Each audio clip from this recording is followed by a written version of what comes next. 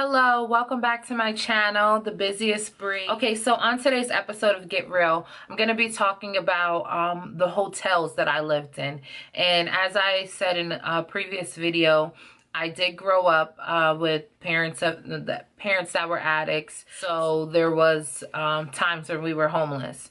And because I believe, I'm not 100% sure, because we were homeless, we were placed in hotels, or it was less expensive to live in hotels. I'm not 100% sure how that all works out with finances, but I know that I lived in a lot of hotels growing up. So what I did was I drove around to these different hotels, and they are almost completely different than what they look like when we lived there. New name or new building, new painting, different things like that. But I still wanted to capture it and shoot it. So if you're interested in seeing that, I will be just talking over the footage. If you're interested in seeing that, stay tuned. And also, please, please, please stay to the end, because I started writing to help express myself, because I was dealing with depression and a lot of other emotions and things like that for many years. And finally, the only thing that helped was me getting it out and expressing that. So I started writing, and it has been such a great release. And so at the end of this at the end of this video, it's going to be a poem that I wrote that's related to this topic. So if you are interested, like I said, in seeing that, please stay tuned. The first hotel I remember living in was the Ramada Inn in North Brunswick, New Jersey. Here it is here. They're remodeling it. This one I actually lived in with my mother, father, two brothers, and my sister. And they had a pool that I learned to swim in here. This hotel is now called Motel 6 and Red Carpet Inn. I lived in this hotel on numerous of occasions with many different people. My mom, my dad, with a friend. I stayed here a lot. It was called Howard Johnson and Econo Lodge and a few other names. This was actually the last room I lived in high school, room 130. And I lived there with my mom and her fiance that she was with at the time. And I actually met some really good people, really good people here. And I went to actually live with one of the people throughout my high school years. I stayed there. So this hotel has a lot of memories because, like I said, for many years, on and off, I lived here and met a lot of different people.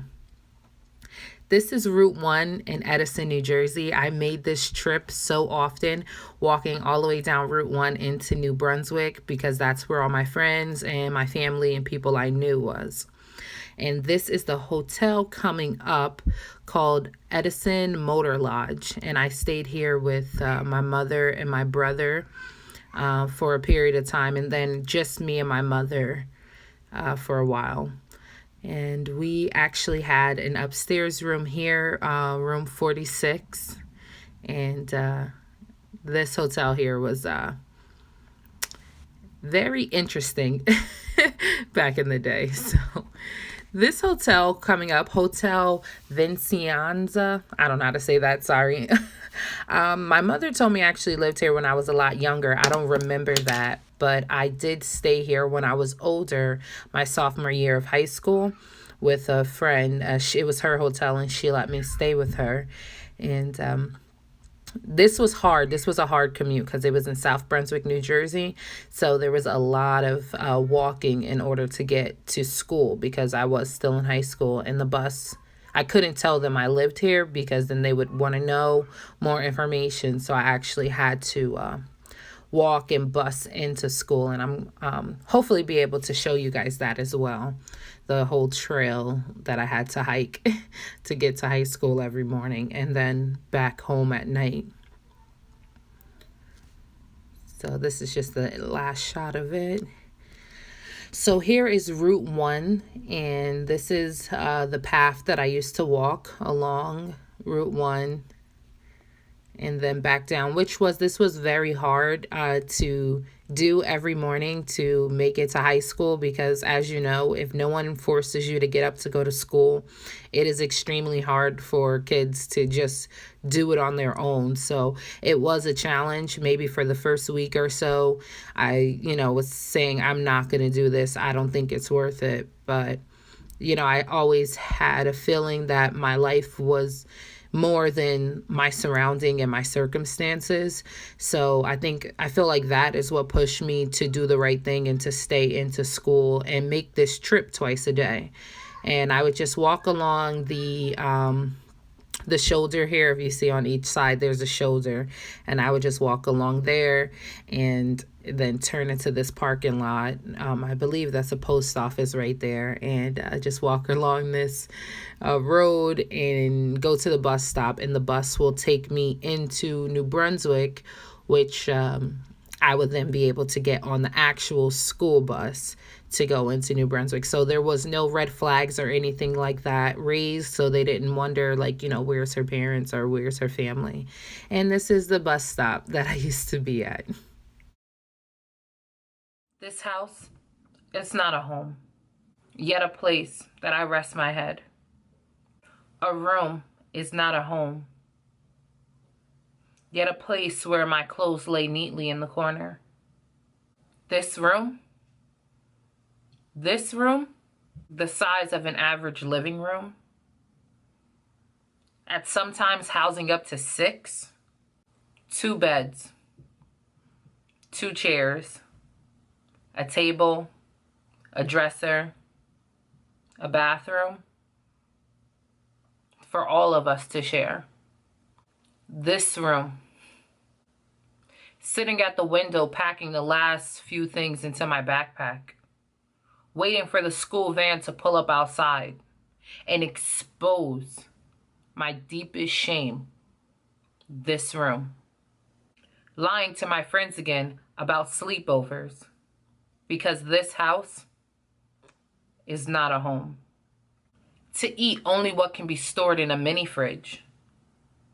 To eat only what can be heated in a microwave. To desire and cherish a home-cooked meal. You see, this room could never be my home. Just a reminder of every slumber party I avoided. Just a reminder of all the dinners not shared at the table with my family. Just a reminder of every twig and mud pie made from the backyard that we didn't have. This room is not my home. This room could never be my home.